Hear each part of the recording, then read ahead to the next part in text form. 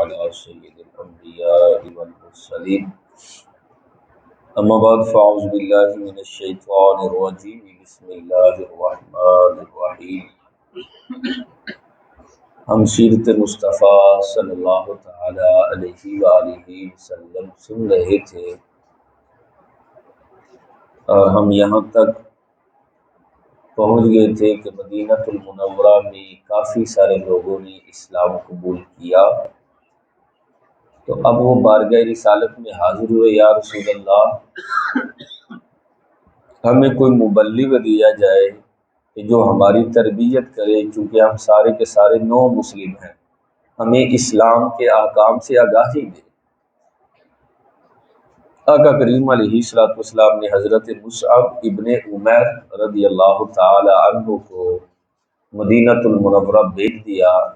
حضرت مصعب ابن عمیر حضرت اسعد بن زرارہ کے ہاں انہوں نے جا کر قیام کیا اور اسلام کی دعوت کا کام شروع فرما دیا، اور حضرت مصعب ابن عمیر جو ہے وہ بڑے دل نشین انداز کے ساتھ گفتگو کرتے، کیونکہ آقا کریم علیہ السلام کے تربیت یافتہ تھے۔ ان کی گفتگو میں انداز میں سرکار کی جھلک نظر آتی تھی۔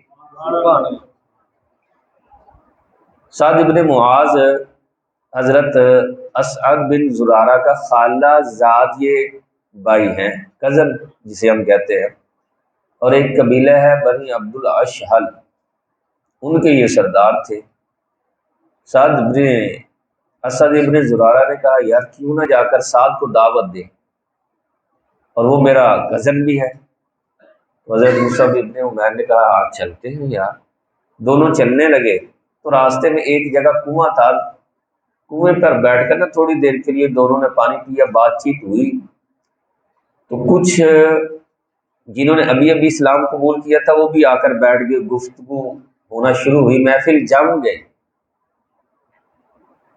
تو سعد ابن معاذ کو پتہ چلا کہ یہ نئے دین کے حامی ہیں اور یہاں آ کر لوگوں کو دین کی طرف دعوت دے رہے ہیں اور بتوں کو برا کہتے ہیں، دیوتاؤں کو برا کہتے ہیں۔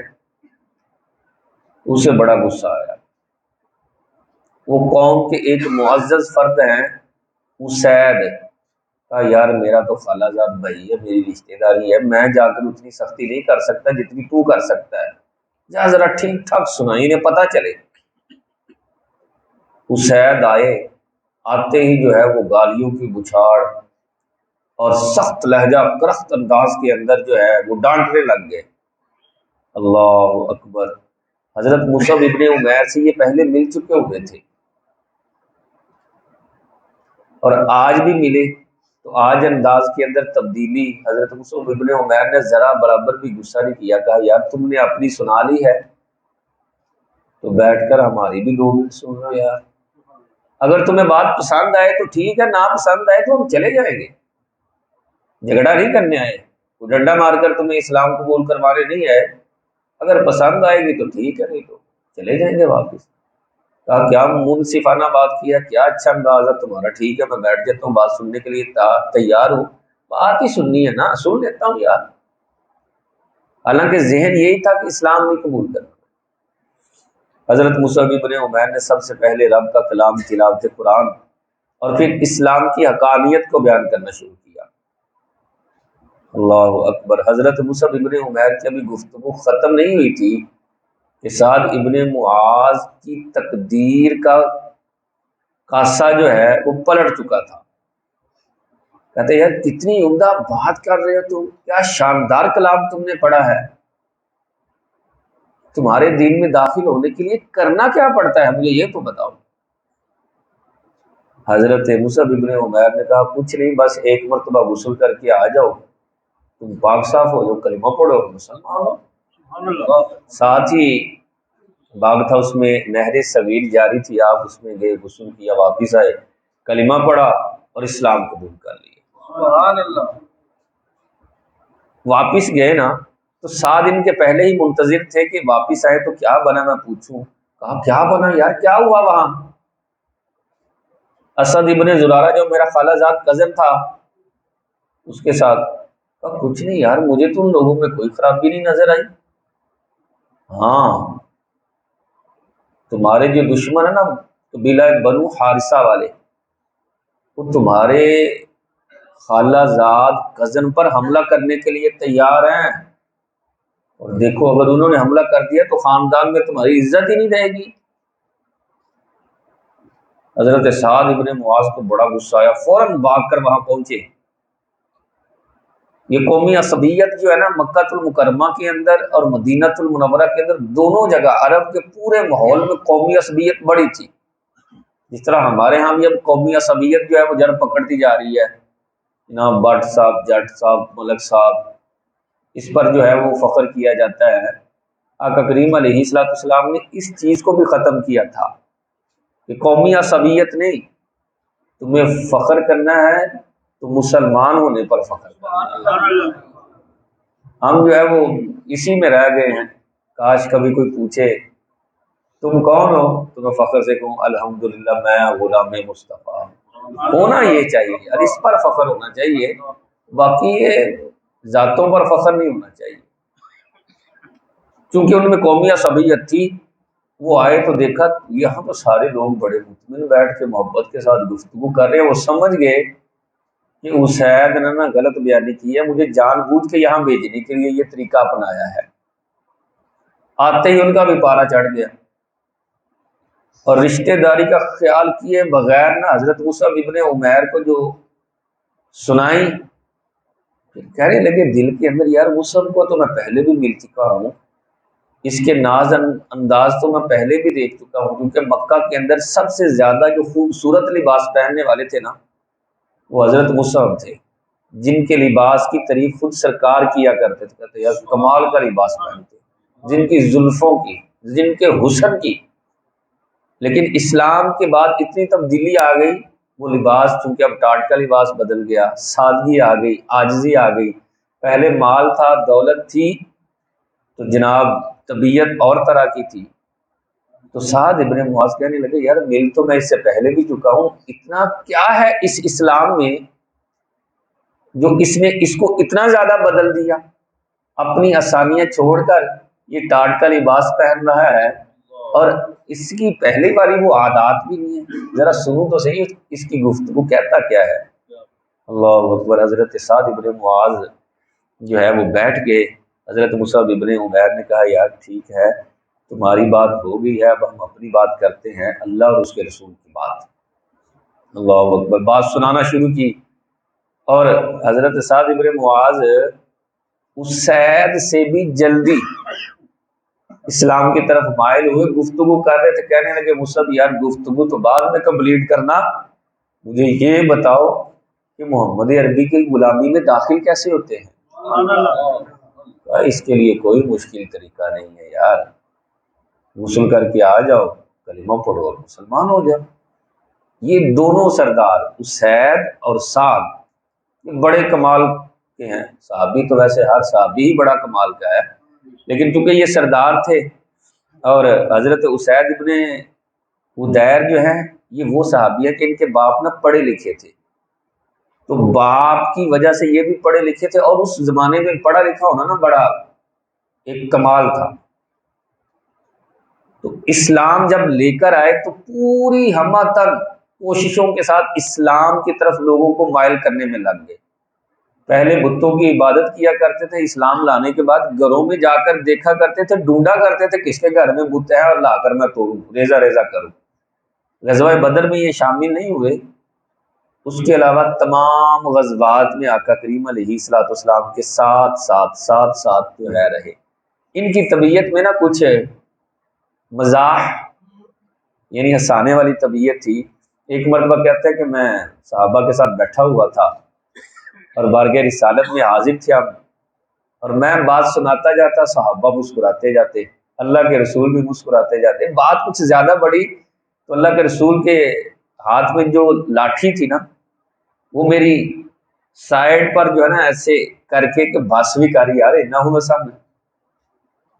کہتے ہیں جب سرکار نے ایسے کیا تو میں نے عرض کیا رسول اللہ آپ نے مجھے مارا ہے اور آپ کا اسلام اور میں بھی مسلمان، جتنا کسی پر ظلم کیا جائے اتنا بدلہ لینا چاہیے، مجھے بدلہ چاہیے۔ اللہ اکبر، بڑے بڑے صحابہ وہاں موجود ہیں، سیدنا صدیق اکبر، فاروق اعظم، عثمان غنی، علی جیسے صحابی وہاں بیٹھے ہوئے ہیں، دیکھ کر وہ کہنے لگے حسین اگر تم نے بدلہ لینا ہے تو ہم حاضر ہیں نا، لے بدلہ۔ کہنے لگا جی نہیں، جنہوں نے مجھے مارا ہے میں نے انہی سے بدلہ لینا ہے۔ آقا کریم علیہ الصلوۃ والسلام پر قربان جائیں، لمحہ بر تاخیر کیے بغیر کہا ٹھیک ہے یار، تمہیں چھڑی لگی ہے مجھ سے تو بھی لگا لے۔ عرض کی نہیں، میرا جسم جو ہے وہ برہنہ، میں نے قمیض نہیں پہنی ہوئی، آپ نے قمیض پہنی ہوئی ہے۔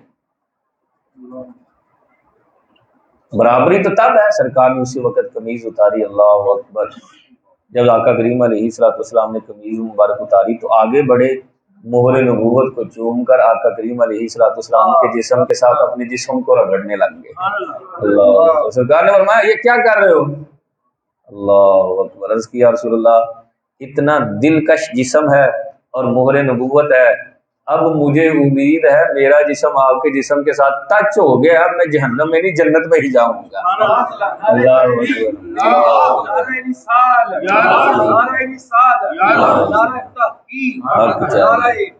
اللہ صحابہ کا کتنا پیارا عقیدہ، کتنا پیارا ذہن، اور یہ وہ صحابی ہیں کہ جب تلاوت قرآن کیا کرتے تھے اللہ کے رسول فرماتے ہیں آسمان سے فرشتے اسید تیری تلاوت سننے آتے ہیں۔ اللہ، اس قدر بارگاہ رسالت میں حاضر تھے تو رات کافی ہو چکی، تو عرض کیا رسول اللہ رات تو کافی ہو چکی ہے، گھر جانا ہے تو اندھیرا ہے تو کیسے جائیں؟ تو سرکار نے فرمایا اچھا یار تمہارے پاس لاٹھی ہے نا؟ عرض کی جی ہاں ہے۔ تو فرمایا لے آؤ۔ سرکار نے ایسے لاٹھی پر ہاتھ پھیرا تو لاٹھی جو ہے وہ لالٹین سے زیادہ روشن ہو گئی۔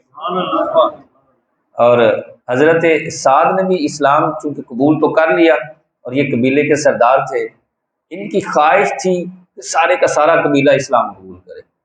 قبیلے والوں کے پاس آیا کہا تمہارا میرے بارے میں کیا خیال ہے؟ کیسا سردار ہو؟ کہا کمال کے آپ سردار ہیں۔ کہا سن لو میں نے اسلام قبول کر لیا، جب تک تم نے اسلام قبول نہ کیا میں نے تمہارے ساتھ گفتگو نہیں کرنی۔ یہاں تک کہ سارے کا سارا قبیلہ بنو عبد الاشہل جو ہے، سارے کا سارا قبیلہ اسلام جو ہے انہوں نے قبول کر لیا۔ یکدم اسلام کی تعداد میں کتنے زیادہ لوگوں کا اضافہ ہوا۔ جب یثرب میں نے پہلے بھی عرض کیا تھا مدینہ کا پرانا نام یثرب ہے، خاصا اسلام پھیلا نا، اب مسلمانوں کی تعداد کافی بڑی، تو خیال آیا کہ اللہ کے رسول کو جو ہے وہ دعوت دینی چاہیے کہ وہ جو ہے نا وہ مدینہ المنورہ تشریف لائے۔ چنانچہ انہی ایام میں 73 کے قریب لوگ، حج کا موسم تھا، حج کرنے کے لیے گئے اور آقا کریم علیہ الصلوۃ والسلام کی بارگاہ میں اپنا مدعا پیش کیا، دعوت دی کہ آپ مدینہ المنورہ تشریف لائیں۔ اس وقت حضرت عباس، انہوں نے اسلام نہیں قبول کیا تھا، سرکار کے ساتھ تھے، اور جو مدینہ المنورہ یعنی یثرب سے لوگ آئے تھے ان سے کہنے لگے دیکھو یہ میرا بھتیجا ہے، ٹھیک ہے میرا دین اس کے دین کے مخالف ہے، لیکن ہم اتنے کمزور نہیں ہیں کہ ان کی حفاظت نہ کر سکے، اگر تم انہیں ساتھ لے جانا چاہتے ہو، اولاً تو میں انہیں یہ کہہ رہا ہوں کہ یہ نہ جائیں، لیکن یہ اس بات پر راضی نہیں ہے یہاں رہنے کے لیے، یہ جانے کے لیے تیار ہے، اگر تم ان کی حفاظت کر سکتے ہو تو پھر ان کو ساتھ لے کر جاؤ، اگر حفاظت نہیں کر سکتے تو ابھی سے جو ہے پیچھے ہٹ جاؤ۔ قبیلہ خزرج، جس طرح میں نے پہلے عرض کیا تھا انصار کے دو قبیلے ہیں، اوس اور خزرج، یہ دونوں بھائیوں کے نام پر قبیلے چلے، ان کے افراد جو ہے چونکہ یہ معزز لوگ تھے، اٹھے اور اٹھ کر آقا کریم علیہ الصلوۃ والسلام کے ساتھ محبت کا انداز جو ہے ظاہر کرتے ہوئے کہ ہمیں آقا کریم علیہ الصلوۃ والسلام سے محبت ہے، اور مکمل جو ہے اعتماد دلاتے ہوئے ان کے قبیلے کے سردار نے یہ کہا کہ اے عباس، ہم اپنے بچوں کو یتیم کرا لیں گے لیکن محمد عربی کا ساتھ نہیں چھوڑیں گے۔ ہم ایسے لوگ نہیں ہیں کہ یہاں سے لے جائیں اور وہاں جا کر جو ہے روگردانی کریں۔ اسی طرح حضرت براء ابن معمور نے بھی اٹھ کر جو ہے جانب عالم کا ہاتھ پکڑا، ہاتھ پکڑ کر بوسہ لیا، اور بوسہ لینے کے بعد اسی طرح جو ہے وہ کچھ عرض کیا، اور پھر ابو الحاسم، یہ بھی معزز افراد، یہ کھڑے ہو کر اس بات کی یقین دہانی کروانے لگے کہ ہم آقا کریم علیہ الصلوۃ والسلام کا ساتھ نہیں چھوڑنے والے۔ جب ساری گفتگو ہوئی نا تو ایک بابا جی بھی وہاں بیٹھے تھے، بوڑھے بزرگ، سفید ریش تھی، دم دباتی ہوئی آنکھوں کے ساتھ کھڑے ہو کر عرض کرنے لگے یا رسول اللہ میری بھی ایک بات ہے، اللہ نے کل کو ضرور آپ کو اس سے زیادہ عزت عطا فرمانی ہے، اسلام نے اس سے زیادہ پھیل جانا ہے، کل جب اسلام پھیل جائے گا مکے کے لوگوں نے بھی اسلام قبول کر ہی لینا ہے کیونکہ یہ سچا مذہب ہے، مجھے پتہ ہے۔ تو یا رسول اللہ کہیں آپ مدینہ چھوڑ کر مکہ واپس تو نہیں آ جائیں گے؟ اللہ اللہ اللہ اللہ، کیا محبت ہے ان کی۔ آقا کریم علیہ الصلوۃ والسلام نے بابا جی کا انداز دیکھا تو مسکرانے لگے، فرمایا انا منکم وانتم منی، اب میں تم سے ہوں اور تم مجھ سے ہو۔ سارے لوگ مدینہ چھوڑ سکتے ہیں لیکن اب محمد عربی مدینہ نہیں چھوڑے گا، اب میں مدینے میں ہوں، تمہارے ساتھ ہی رہوں گا۔ اللہ اکبر، وہ سرکار کے لبوں سے سن کر کیا میں تم سے ہوں تم مجھ سے ہو، میں مدینے میں ہوں، اتنے خوش ہوئے، کہنے لگے پھر جب آپ مدینے میں ہیں تو پھر کسی قسم کی کوئی پریشانی نہیں ہے، اگرچہ ساری دوستیاں رشتہ داریاں چھوٹتی ہیں تو چھوٹ جائیں، جو آپ کے ساتھ محبت کا رشتہ ہے یہ بس مضبوط رہنا چاہیے۔ اب آغاز ہجرت ہوا کیونکہ یثرب کے اندر کافی سارے لوگوں نے اسلام قبول کیا، آقا کریم علیہ الصلوۃ والسلام نے اعلان کرنا شروع کیا، جو مکہ کے اندر مسلمان تھے انہیں جو ہے ارشاد فرمایا کہ ہجرت کی اجازت مل چکی ہے، تم ہجرت کر کے مکہ سے مدینہ چلے جاؤ۔ اب کچھ لوگ تو چھپ کر جو ہے وہ آہستہ آہستہ آرام سے جو ہے وہ ہجرت کر کے مکہ کی طرف جاتے، لیکن مشرکین کو جن کے بارے میں پتہ چل جاتا نا وہ آ کر ظلم و ستم کی آندیاں چلا دیتے، قید کر کے بیڑیوں میں رکھ کر مارتے، مال بھی ان کا لے لیتے۔ اسی طرح حضرت ابو سلمہ ہیں، یہ سب سے پہلے ہجرت کرنے والے شخص ہیں، اور ان کی بیوی جو ہے ان کا نام ام سلمہ ہے، بیٹے کے نام پر نا کنیت رکھی جاتی تھی، ابو سلمہ ام سلمہ، یہ کنیت ہے۔ یہ سب سے پہلے نا ہجرت کرنے کے لیے میدان میں نکلے، اور یہ ام سلمہ وہی ام سلمہ ہے کہ جب ابو سلمہ کا انتقال ہوا تو پھر یہ میری ماں ازواج مطہرات میں سے سرکار کی بیوی ہونے کا بھی انہیں شرف ملا ہوا ہے، حضرت ام سلمہ کو۔ تو یہ سب سے پہلے ہجرت کرنے کے لیے نکلے نا تو ان دونوں کے قبیلے والے آگے، حضرت ابو سلمہ کے بھی اور ام سلمہ کے قبیلے والے بھی آگے۔ حضرت ام سلمہ کے قبیلے والے آئے لوگ تو کہنے لگے ابو سلمہ سے تم نے ہجرت کرنی ہے تو کرو، ہم اپنے قبیلے کی عورت کو ہجرت نہیں کرنے دیں گے۔ لے لیا، کہا نہیں یہ نہیں جائے گی، تو نے جانا تو ٹھیک، اور آپ کے قبیلے والے بولے کہ یہ بچہ ہمارے قبیلے کا ہے، تو نے جانا ہے تو جا، یہ بچہ نہیں جائے گا، یہ مال، یہ بیوی، یہ بچہ، یہ ہجرت نہیں کریں گے، یہ یہاں سے نہیں جائیں گے۔ انہوں نے سمجھا شاید بچے کی محبت، اولاد کی محبت بڑی محبت ہوتی ہے، پھر مال جو بڑی محنت سے کمایا اس کی بڑی محبت ہوتی ہے، ہو سکتا ہے اس کی وجہ سے جو ہے نا ابو سلمہ کچھ رک جائیں، لیکن جن کے دلوں میں اللہ رسول کی محبت کر چکی ہو نا وہ دنیا کی فانی محبتوں میں نہیں رہتے۔ کہا لینا ہے تو سب کچھ لے لو، لیکن ابو سلمہ مدینہ منورہ ہی جا کر رہے گا۔ اللہ اکبر، یہ رہ گئے پیچھے، لیکن پیچھے رہنے والوں پر انہوں نے ظلم و ستم کی، حضرت ام سلمہ نے وہ بڑے ہی مشکل حالات جو ہے وہ گزارے۔ پھر اسی طرح سیدنا فاروق اعظم رضی اللہ تعالیٰ عنہ کے بارے میں ملتا ہے کہ آپ نے جو ہے اپنے آپ کے دو ساتھی بھی تھے کہ حضرت حشام اور حضرت عیاش، کہا یار ہجرت کرتے ہیں، مجھے تو کوئی ڈر نہیں ہے، بہرحال یہ ہے کہ مکہ سے جو فلاں گھاٹی ہے نا وہاں تینوں جمع ہو جائیں گے اور ہجرت کر کے مدینہ منورہ چلے جائیں گے، مجھے کوئی ڈر نہیں ہے، کہیں تمہارا راز نہ کھل جائے۔ کہا ٹھیک ہے۔ اور آپ کی ہجرت تو ویسے ہی اعلانیہ تھی، آپ حرم میں پہلے آئے اور حرم میں آ کر اعلان کرنے لگے، ہے کوئی اپنے بچوں کو یتیم کرانے والا؟ عمر ہجرت کرنے لگا ہے، کسی میں کوئی دم خم ہے تو سامنے آئے۔ کمال، آپ کی آواز اور آپ کا دلیرانہ انداز مکے کے سارے بزدل کافر آرام سے بیٹھ گئے. اب وہاں پہنچے، جب وہاں پہنچے تو حضرت عیاش سے ملاقات تو ہوئی، حشام سے ملاقات نہ ہوئی. بعد میں پتہ لگا کہ ان کا راز کھل گیا ہے، ان کی قوم نے انہیں قید کر دیا. بہرحال یہ دونوں ہجرت کر کے مدینہ المنورہ کی طرف چلے گئے.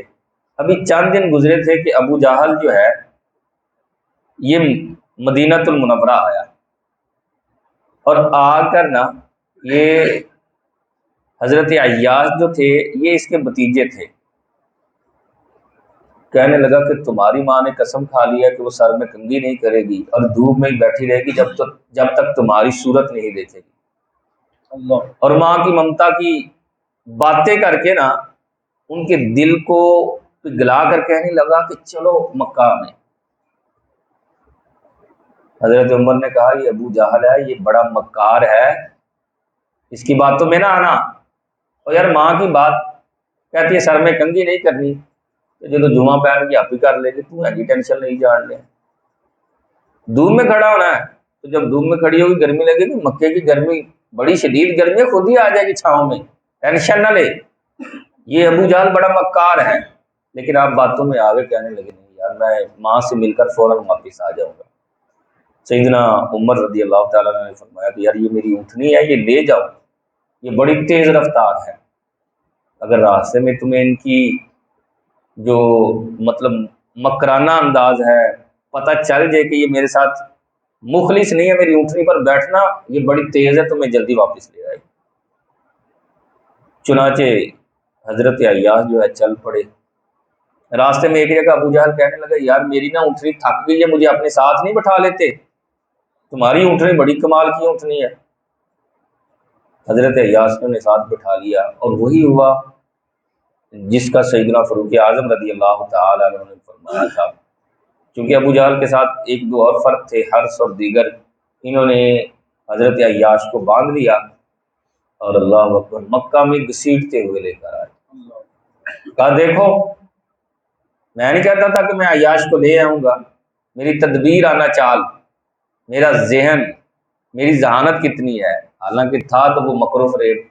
تو میں نے اسی طرح کیا کہ حضرت حشام کے ساتھ انہیں بھی جو ہے وہ باندھ دیا گیا اور ظلم و ستم کی آندیاں چلائی گئی. دیگر صحابہ اکرام پر بھی جو ہے، یہاں تک کہ سیدنا صدیق اکبر بھی بارگاہ رسالت میں حاضر ہوئے، عرض کیا رسول اللہ صلی اللہ تعالیٰ علیہ وسلم مجھے اجازت ہے مدینہ کی طرف ہجرت کرنے کی؟ اللہ کے رسول صلی اللہ علیہ وسلم نے فرمایا یار جلدی نہ کر، ہو سکتا ہے تیرے ساتھ کسی اور کو بھی تیرا ہم سفر بنا دیا جائے. سمجھ گئے صدیق اکبر پورے کے پورے راز شناس تھے، گفتگو کا انداز جانتے تھے، خوش ہو گئے. اسی وقت گئے اور 800 درہم کی 2 اونٹنیاں خریدی اور ان کی دیکھ بھال شروع کر دی تاکہ ہجرت کے وقت جو ہے یہ دونوں اونٹنیاں کام میں لائی جا سکے. خوب انہیں فربہ کیا. اب جو ہے آقا کریم علیہ الصلوۃ والسلام کی ہجرت کا وقت تھا اور آخر کار وہ گھڑی آ گئی کہ جس کا انتظار تھا. عین دوپہر کے وقت نبی کریم صلی اللہ تعالیٰ علیہ وسلم سیدنا صدیق اکبر کے گھر کی طرف تشریف لے کر گئے تو حضرت اسماء، یہ سیدنا صدیق اکبر کی بیٹی کا نام ہے، انہوں نے دیکھا سرکار اس وقت، حالانکہ سرکار اس وقت تو آتے نہیں ہیں، سرکار صبح کے ٹائم تشریف لاتے ہیں یا شام کے ٹائم، اور آتے روزانہ ہی تھے. اللہ اکبر، کیا انداز ہے محبوب کا اپنے یاروں کے ساتھ، روزانہ آتے لیکن اس ٹائم نہیں آتے تھے. عرض کی ابا جان سرکار تشریف لا رہے ہیں، تو فرمایا بیٹا ضرور کوئی اہم کام ہوگا. سرکار نے دروازہ کھٹکھٹایا، اندر داخل ہوئے تو فرمایا تخلیہ کر لو، گھر میں کوئی غیر فرد ہے تو اسے باہر نکال دو. عرض کی کوئی بھی نہیں ہے، میں ہوں، عائشہ ہے، اسماء ہے اور ان کی ماں، کوئی غیر نہیں ہے. سرکار نے فرمایا کہ سنو پھر ہجرت کا حکم جو ہے اللہ تعالیٰ نے دے دیا ہے اور مجھے اجازت عطا فرما دی ہے. سیدنا صدیق اکبر نے پہلا سوال پتہ کیا کیا؟ عرض کیا رسول اللہ میرا کیا بنا ہے؟ اللہ. سرکار نے فرمایا تمہیں بھی میرے ساتھ جانے کی اجازت عطا فرما دی گئی ہے. اللہ اکبر. عاشق صادق کے لیے یہ سب سے بڑی خوشخبری تھی کہ میں محبوب کے ساتھ سفر کروں گا. اما عائشہ صدیقہ کہتی ہیں پہلے میں نے سنا تھا کہ لوگ خوشی میں بھی روتے ہیں، آج زندگی میں پہلی دفعہ دیکھا کہ میرے باپ سیدنا صدیق اکبر کی آنکھوں میں خوشی کی وجہ سے آنسو آئے ہوئے. میں نے زندگی میں پہلی دفعہ دیکھا. کہتے ہیں کہ آقا کریم علیہ السلام کی بارگاہ میں یا رسول اللہ میں نے یہ پہلے سے ہی 800 درہم کی اونٹنیاں خریدی ہوئی، ایک آپ کی ہے ایک میری ہے. سرکار نے فرمایا بلا قیمت نہیں لوں گا، قیمت ادا کروں گا پھر لوں گا. عرض کی جیسے آپ کی مرضی. حالانکہ سیدہ صدیق اکبر تو وہ ہیں جو تمام چیزوں کے مالک ہی اللہ کے رسول کو سمجھتے تھے، لیکن آج یہ کیا انداز ہے. کہتے ہیں اس لیے کہا کہ آقا کریم علیہ السلام کی ہجرت جو ہے وہ پوری کی پوری ہو، پورا، اس کے اندر کسی قسم کی کمی نہ ہو.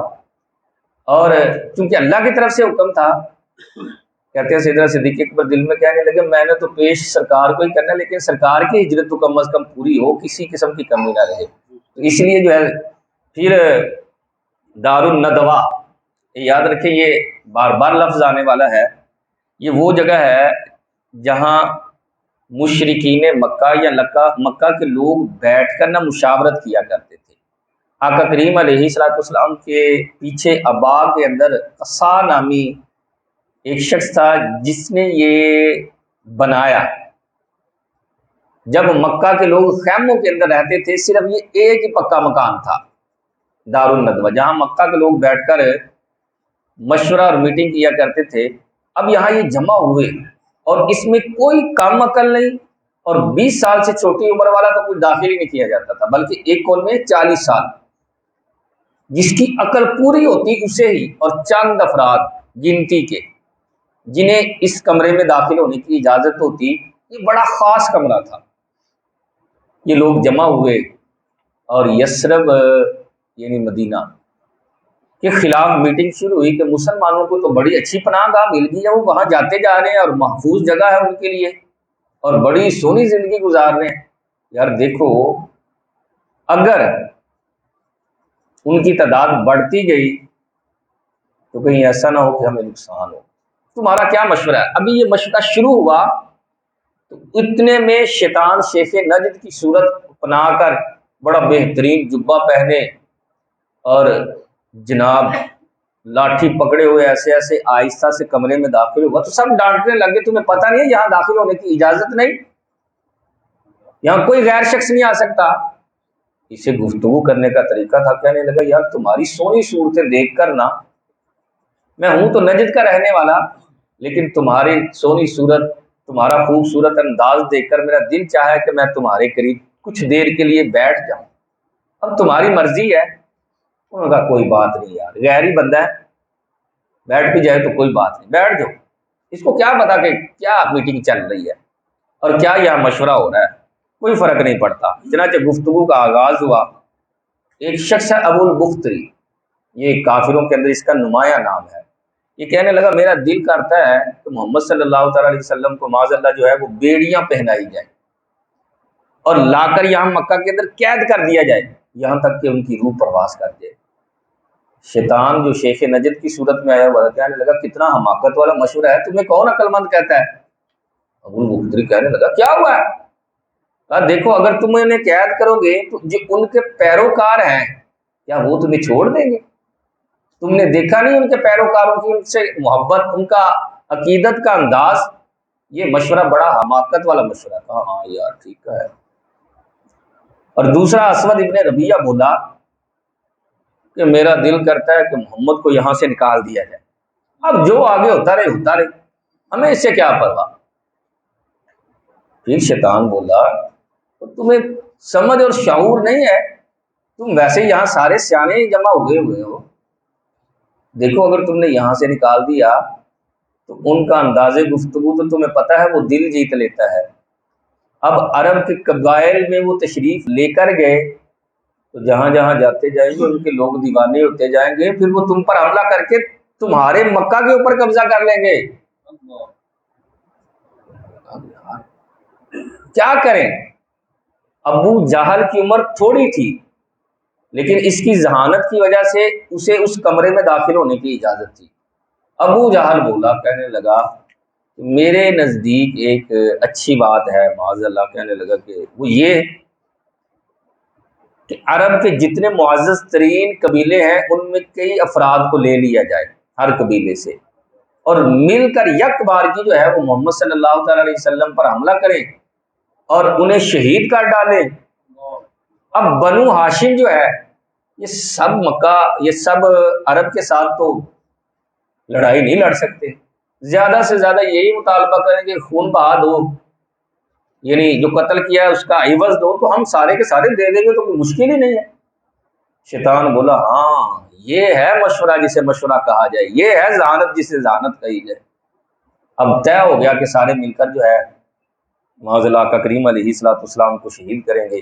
اب سب کے سب افراد کو جمع کیا گیا، تقریباً 100 افراد تھے جو جمع تھے اور کاشانہ اقدس کو گھیر کر کھڑے ہیں، اور معاذ اللہ گفتگو کیا کر رہے ہیں، محمد یہ کہتا ہے کہ مرنے کے بعد مسلمانوں کے لیے جنت ہے اور تمہارے لیے جہنم ہے، اور ہنس رہے ہیں اونچی اونچی آواز سے۔ یار تمہیں اس کی باتوں پر یقین ہے؟ نبی کریم صلی اللہ علیہ وسلم نے فرمایا باہر نکلے، فرمایا تمہیں یقین ہو یا نہ ہو، آج تم مانو یا نہ مانو یہ بات سچی ہے اور تم جان لو گے۔ اتنے میں آقا کریم علیہ السلام نے سورۃ یاسین شریف کی تلاوت فرمائی۔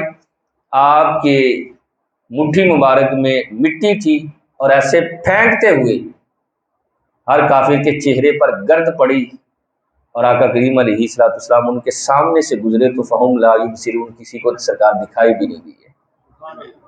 اور پھر آقا کریم علیہ السلام صدیق اکبر کے پاس تشریف لے کر گئے، کہا روانگی کا وقت ہے۔ آقا کریم علیہ السلام نے جب بیان کیا کہ وہ سارے وہاں کھڑے ہیں، اب سیدنا صدیق اکبر فوراً نکلے۔ آپ کی بیٹی ہیں حضرت اسماء، اما عائشہ صدیقہ بھی، حضرت اسماء سے کہا کہ بیٹی رات کے وقت نا، دن کے وقت کوئی نہ دیکھے، رات کے وقت کھانا دینے آنا۔ اور آپ کا ایک غلام تھا عامر ابن فہیرہ، اسے بھی ساتھ، چونکہ وہ راہوں کو بڑا جاننے والا تھا، اسے بھی ساتھ تیار کیا ہوا تھا۔ اور ایک شخص بڑا معتمد تھا، اسے اونٹنیاں دی تھی، کہا 3 دن کے بعد غار ثور کے منہ پر ان اونٹنیوں کو لے آنا، ہم وہاں سے جو ہے وہ مدینہ المنورہ کی طرف جائیں گے۔ اللہ اکبر۔ اب آقا کریم علیہ السلام اور سیدنا صدیق اکبر رضی اللہ تعالیٰ عنہ غار ثور کی طرف چل پڑے۔ اللہ اکبر، کیا محبت کا انداز ہے! ایسے ہی عاشق اکبر سیدنا صدیق اکبر کو نہیں کہا جاتا، کیا محبت کا انداز ہے! چل پڑے، کبھی آگے کبھی پیچھے، ایسے جیسے طواف نہیں کر رہے۔ اللہ کے رسول نے فرمایا کیا کر رہے ہو یار؟ عرض کی سونے محبوب، جب دل میں خیال آتا ہے نا دشمن آگے سے حملہ کرے گا، تو سیدنا صدیق اکبر فرماتے ہیں کہ میں آگے سینہ تان کے کھڑا ہو جاتا ہوں، تیر لگے تو صدیق کے سینے میں لگے، محمد عربی کو پوچھنا۔ اپنی جان سے زیادہ نبی کی جان پیاری ہے۔ اللہ اکبر۔ سرکار صلی اللہ تعالی علیہ وسلم چلتے رہے، یہاں تک کہ خیال آیا یہ جوتیوں کی آواز آ رہی ہے، کہیں اس کی کھنکھناہٹ سے دشمن ہمیں پہچان نہ لے، پتہ نہ لگ جائے۔ آقا کریم علیہ السلام نے بھی جوتی اتار دی، سیدنا صدیق اکبر نے۔ یہاں تک کہ سرکار چونکہ جسم نازنین تھا، ریشم سے زیادہ نرم سرکار کا جسم، تھوڑے چلے تو پاؤں مبارک میں جو ہے وہ یوں سمجھ لے پتھروں نے بوسہ دیا اور کچھ خون جاری ہوا، تو سیدنا صدیق اکبر دیکھ کر پریشان، عرض کیا رسول اللہ خون مبارک! اسی وقت آقا کریم علیہ السلام کو اپنے کندھوں پر سوار کر کے غار ثور کی طرف چڑھنا شروع کیا۔ یہ کوئی معمولی کام نہیں ہے، بڑے بڑے دلیر آدمی غار ثور پر چڑھتے ہوئے ان کی سانسیں پھول جاتی ہیں، پانی کی ایک بوتل لے جاتے ہوئے کہتے ہیں یار کی مصیبت ہے، اور سیدنا صدیق اکبر آقا کریم علیہ السلام کو اٹھا کر غار ثور کی طرف۔ اب جب شور ڈلا کہ یار یہ کہاں گئے، ڈھونڈنا شروع کیا۔ فوجی اس وقت فوجی ہوتے تھے، اب بھی ہیں لیکن وہ کمال کے اس وقت کام ہی یہی تھا، تلاش کرنا شروع کیا، انعام کا اعلان ہوا، لوگ لالچ میں باہر نکلے، تو فوجی نا کھوجتے ہوئے کہ یہ 2 قدم جا رہے ہیں، پاؤں کے نشان دیکھ کر بھی وہ بتا دیتے تھے کہ یہ قدم کس کا ہے۔ کہتے ہیں تو دیکھتے گئے 2 قدم نظر آ رہے، کہ یہ صدیق اکبر کا، یہ محمد کا ہے، یہ صدیق اکبر کا، یہ محمد کا ہے۔ آگے گئے تو فوجی خوج جو ہے نا لگاتا تھا، سوچ میں پڑ گیا۔ مکے کے لوگ کہنے لگے سردار ہوا کیا ہے؟ کہتا کوئی سمجھ نہیں آ رہی، اب 2 کی بجائے 1 ہو گیا ہے۔ صوفیہ کرام یہاں بڑے لطف کی بات کہتے ہیں 2 کی بجائے 1 ہو گیا ہے۔ کہتے ہیں کیا محبت تھی، صدیق اکبر کی محبت اللہ کے رسول کی محبت ہی ہے۔ کہتے ہیں 1 ہو گیا ہے، کوئی سمجھ نہیں آ رہی۔ بہرحال وہ سارے نا غار کے منہ پر دہانے پر پہنچ گئے، اور تلاش کرنا شروع کیا. جب تلاش کرنا شروع کیا تو آقا کریم علیہ الصلوۃ والسلام بھی اسی غار میں تھے، اور سیدنا صدیق اکبر رضی اللہ تعالی عنہ بھی اسی غار میں تھے. اور اس ماحول میں جو ہے سیدنا صدیق اکبر رضی اللہ تعالی عنہ نے داخل ہونے والا پہلے جو آپ پہلے ہی سن چکے ہوئے ہیں کہ غار کو صاف کرنا، اور ہر دانے پر جو ہے کپڑے کو، اپنی جو قمیض مبارک تھی، چادر مبارک جو ہے وہ ٹکڑے ٹکڑے کر کے اس کے اندر جو ہے رکھنا. غار کے اندر تو داخل ہو گئے، اب یہ دشمن آ گئے، اب کیا کیا جائے. اللہ اکبر. اسی وقت اللہ تعالیٰ نے جو ہے حکم دیا مکڑی کو کہ اس نے جو ہے وہ جالا تنا، اور کبوتری نے وہاں انڈے دے دیے. وہ آئے تو کہنے لگے غار کے اندر ہوں گے. ایک شخص کہنے لگا اگر غار کے اندر جاتے تو یہ جالا بھی ٹوٹتا، یہ مکڑی نے جالا لگایا، کبوتری اڑ جاتی، انڈے بھی نیچے گر جاتے. کہا ٹھیک ہے یار. ابھی یہ گفتگو جاری تھی کہ ابو جہل بڑا شاطر تھا، کہنے لگا یار مجھے نا محمد صلی اللہ تعالی علیہ وسلم کی خوشبو یہاں آس پاس سے ہی آ رہی ہے، تم مانو یا نہ مانو ہے یہیں، میں ان کی خوشبو سے واقف ہوں. یہ بینی بینی جو خوشبو آ رہی ہے نا یہ انہی کے جسم کی ہے. صدیق اکبر ڈر گئے. اللہ کے رسول صلی اللہ تعالی علیہ وسلم نے جب سیدھا صدیق اکبر کو دیکھا تو فرمایا لا تحزن، او غم نہ کر، غم کرنے کی ضرورت نہیں ہے، پریشان ہونے کی ضرورت نہیں ہے، ہم دو ہیں، تیسرا اللہ ہمارے ساتھ ہے، کوئی پریشانی کی بات نہیں. سیدنا صدیق اکبر جو ہے وہ انہیں سکون ہوا. یہ لوگ واپس آئے. انشاءاللہ آگے جو ہے پھر مزید ہم کل جو درس ہے اس کے اندر سنیں گے کہ پھر ہجرت کس طرح ہوئی، اور مکہ سے مدینہ کا سفر، اور پھر آقا کریم علیہ الصلوۃ والسلام کا مدینہ میں رہ کر تبلیغی سرگرمیوں کو جاری رکھنا. اللہ رب العزت ہم سب کو آقا کریم علیہ الصلوۃ والسلام